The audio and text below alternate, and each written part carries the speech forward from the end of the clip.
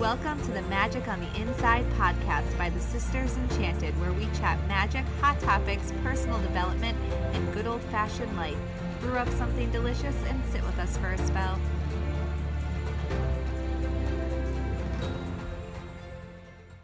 Welcome to this episode of the Magic on the Inside podcast. I'm Sara, founder of the Sisters Enchanted, and on today's mini quick tip solo episode, I am talking to you about charging your magical tools under the full moon. This is a question, it's a topic that we get so many questions about. So today, here and now, I'm going to answer that question. I'm going to speak to that topic a little bit for you. Now, a full moon happens once about every 28-ish, 29 days, sort of depending on the month. Another full moon is going to come around again. And there's this idea that we can use the energy of the full moon to charge our magical tools. Now, we see this the most with crystals. Most often people put their crystals out and charge them under the moon. So what does it mean to charge something under the moon? Now, the full moon, we know that the moon connects to our subconscious self, our inner self. It is our inner workings, right? It's our emotional body. That's what the moon is working with. And the moon ebbs and flows. And at the full moon, it's thought to be at its height of manifesting, releasing, healing powers and abilities. And when we intentionally lay out our magical tools, and with the idea that we're going to charge them up, we're going to infuse them with that energy of the full moon and sort of cleanse them and reinforce them for a whole nother lunar cycle to come. Now, depending on what sign the moon is in, maybe you want to charge specific crystals under that moon, like a Leo full moon, for example.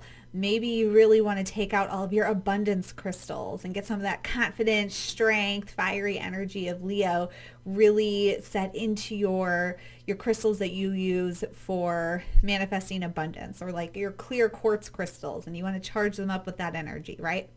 And infuse them with that. So what we're doing is intentionally using the energy to charge our magical tools. Now, some of the questions that we get are things like, well, I can't go outside. Do my crystals have to be outside? I don't have a window there. Do they have to be in a window? No. It's all about your intention with activating that connection.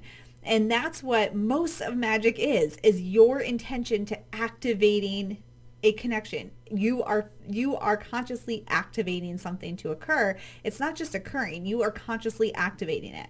And we can do this with crystals. You can do it with your tarot cards or oracle cards, your herbs. You can charge up your coffee if you drink that every day, your water, make a gem elixir. You could take a bath at a full moon with some bath salts and some music playing and charge yourself up under that full moon.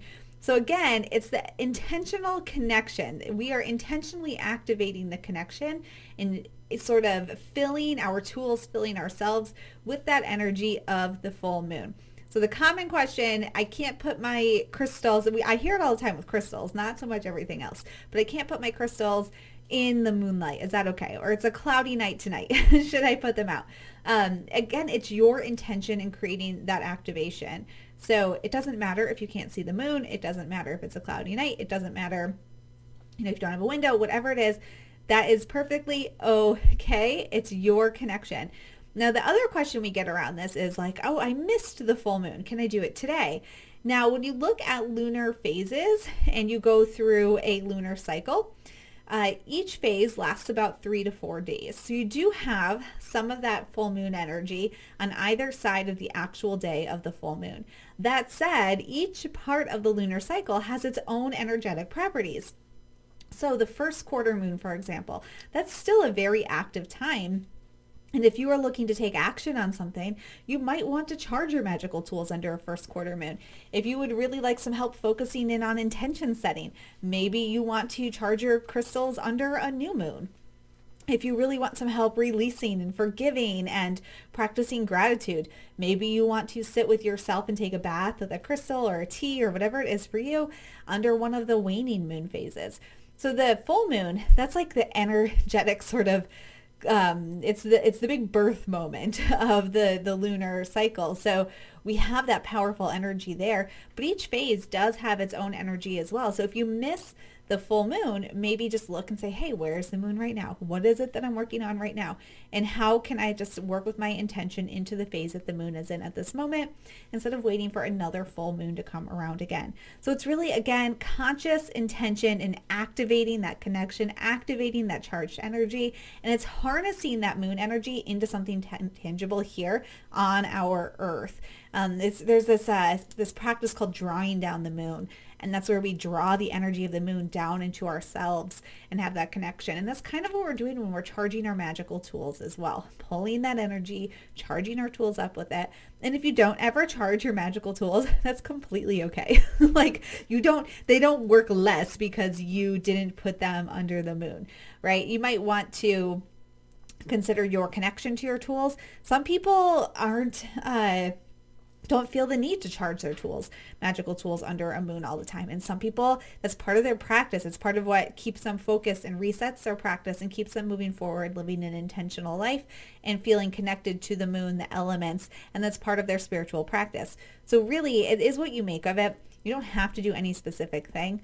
But I hope that sort of clears some air around charging things with the moon, particularly crystals, because that is the question that we get the most.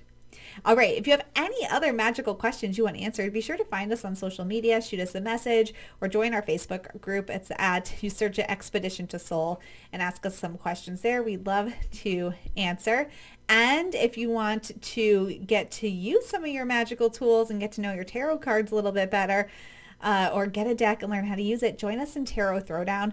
We're celebrating our 5th birthday this year here at the Sisters Enchanted with a special live event on May 23rd with classes and featured guests. And the only way to get in is to be in Tarot Throwdown. All right. So register. We'd love to see you in class. And you can find that at tarotthrowdown.com. Subscribe so you don't ever miss any of these episodes. And until next time, I hope that you have an enchanted rest of your day ahead.